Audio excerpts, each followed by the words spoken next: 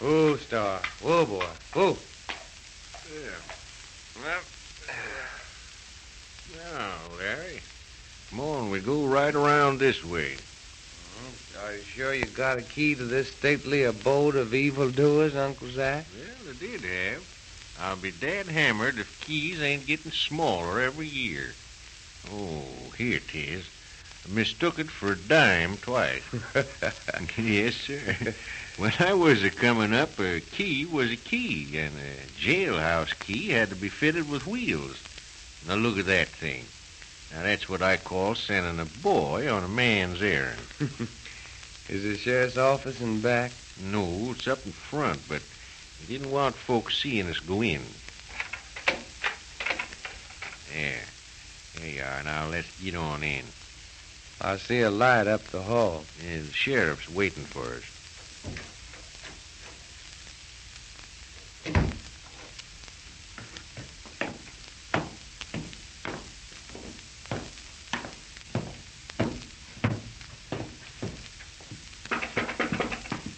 Come in. Oh, howdy, Uncle Zach. Yeah, hello, Sheriff. Howdy, Brandon. Glad to see you. Well, thank you, Sheriff. I'm glad to shake hands with you. Well, I see you got acquainted with Uncle Zach. Sit down, gents. Thank you. Well, Brandon, you're from down here away, I understand. Yes, sir, and Uncle Zach's about all my dad talks about nowadays. Dad and Uncle Zach used to be in the Rangers. Yes, your dad had natural talent for slinging lead.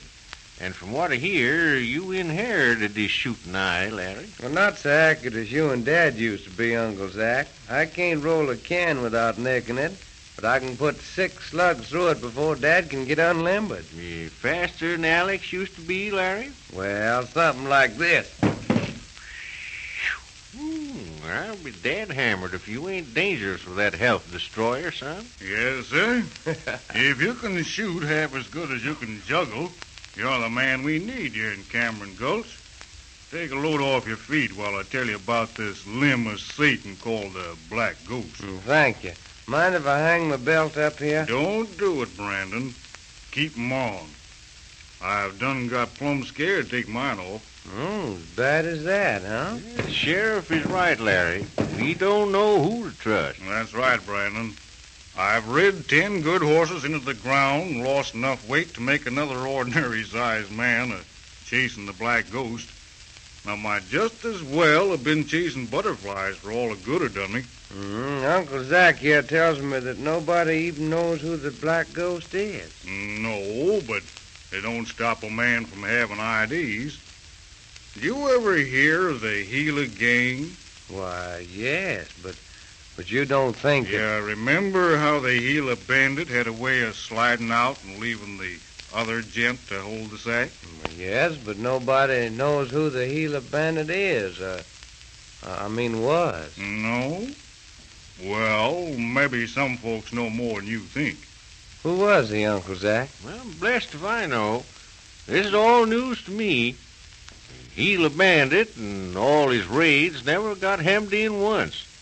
Some of his men got caught, but he just seemed to fade away. Always had his getaway figured out to a gnat's eyebrow. Well, does that suggest anything? You mean, the Black Ghost You is... bet I do. There ain't 2 men that clever in one generation. A criminal may change his deviltry to suit a certain section, but he always runs true to form. The Gila bandit down there was a sidewinder and a skunk. But the folks remember the way he eluded capture better than they do his crimes. The Black Ghost robs and kills, rich and poor alike, even cripples. And human life means absolutely nothing to him. But Cameron City talks about the way he vanishes from sight in bright moonlight. Then you all think that the Black Ghost is the Gila bandit. I wish I could be sure of receipt and glory when I cash in my chips. Then from now on, I'm riding your hunch, straight up. It's just a question of outsmarting it. Well, that'll be some job, Brandon. He's got this ghost buffaloed to a standstill. Why, some folks won't speak his name above a whisper. They half believe he's supernatural. Is that so? Yeah. Well, The first I knew of the Black Ghost was 6 months ago when he held up the bank. mm-hmm. Ace Cameron, owner of the bank and the whole dang town, reported to me that a man wearing a black hood and robe had robbed the bank and then rid away on a coal-black horse. That was a Saturday night, and the bank was open late to accommodate payrolls and mines. I see. Yeah, the town was swarming with men, and every man that owned a horse rode in the posse. He had plenty of start on us, but when we rode out of the gulch under the lava beds, there he was in his black outfit jogging along ahead of us, and every man fogged in behind him at a run. And I believe Uncle Zach said it was moonlight? Say, I never seen a full moon as bright. The hills on the right and Buzzard Butte on the left looked like a big saucer painted in silver, and it was plumb deceiving to the eye.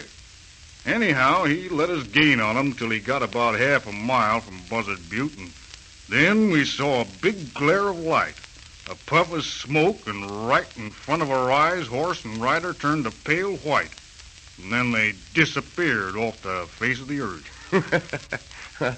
I bet half the posse was scared to death. Brandon, for the first time in my life, I was so scared that my teeth started chattering. About half the men hightailed it for town, but the rest of us hunted till daylight. We found nary a track, no sign whatever. And yet there wasn't a rock on them lava beds big enough to hide a flea under. Of course, we knew that a horse and rider couldn't up and evaporate like that in plain open moonlight, but them spooky lava beds didn't help us none to figure it out. I bet you they didn't. Well, we got back to Cameron City a little after daybreak to find that this rattler had returned to town while we was looking for him and stuck up the Diamond Stud Saloon with 100 armed men present. Not a man followed him. Well, But that wasn't all. Just to keep folks from thinking he was shirking, he beat up old man Winthrop, the cripple, and left him lying on the floor unconscious. And the boys found him there. well, now that's what I call a plumb industrious hombre, Sheriff. You ought to have some help dealing with a fella like him. Well, I didn't ask for help right away because I figured I could take this gent alone. But Ace Cameron wrote to the governor and offered $5,000 reward for the capture of the Black Ghost. And then pretty soon Uncle Zach showed up. Yeah, the governor tipped me off personal. You see, Larry, the trouble with this elusive gent is that he knows everything that goes on in Cameron Gulch, no matter how careful we are. If we send out a gold shipment, he nabs it pronto.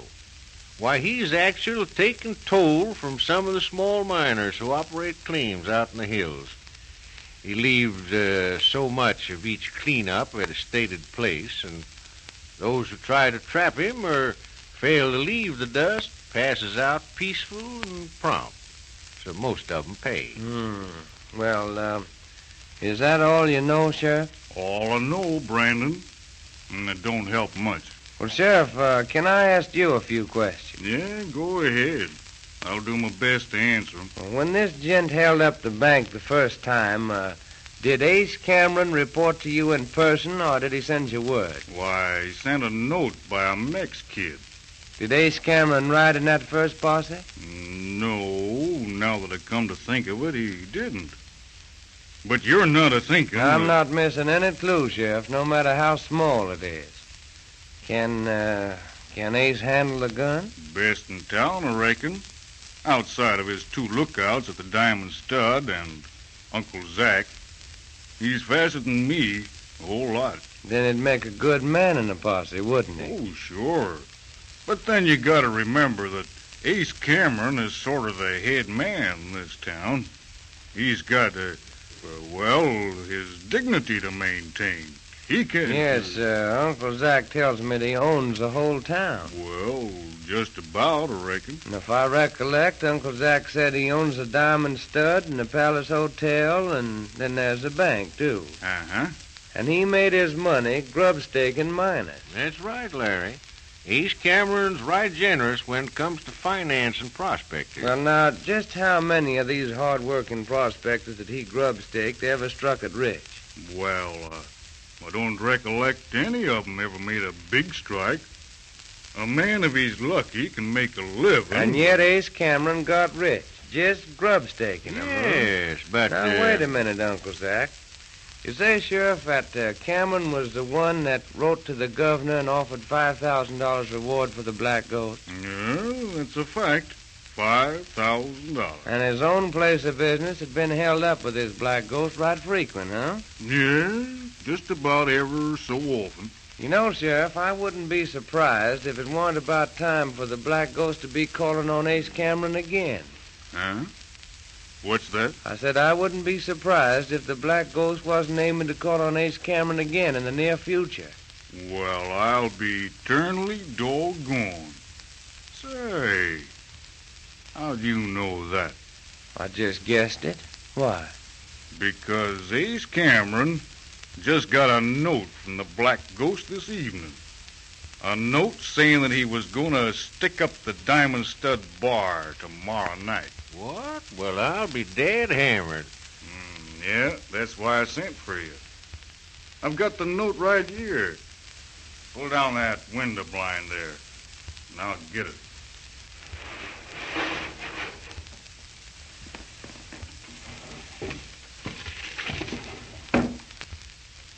Yeah, here you are. Mm-hmm. Written on a typewriter, huh? Mm-hmm. I wonder how many machines are in town.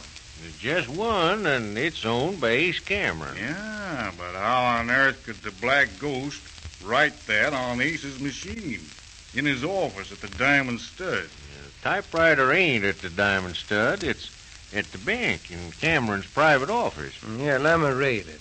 Says, better put another $5,000 on my head, Ace Cameron. It'll help you tomorrow night when I call on you at the Diamond Stud. Be sure and have plenty of cash on hand. And it's not signed. It don't need to be signed. That rattlesnake sure has his nerve. So he aims to hold up the Diamond Stud tomorrow night. Well, the moon's on the increase, almost full. Never operated except moonlight nights. Ace says he put on extra guards. Well, if you ask me, this Black Ghost is running a fine, large bluff. No man in his right senses would try a stunt like that. Son, don't you be too sure about that. Black Ghost don't run no bluffs, not none at all. He'll be here just as sure as shooting. I'd like to see him try it. You'll probably have your wish, Larry. He's plumb tricky. He'll do it and get away with it. Maybe he'll get away with it, but a gent don't always run along without making mistakes. And this time, I think he's made one.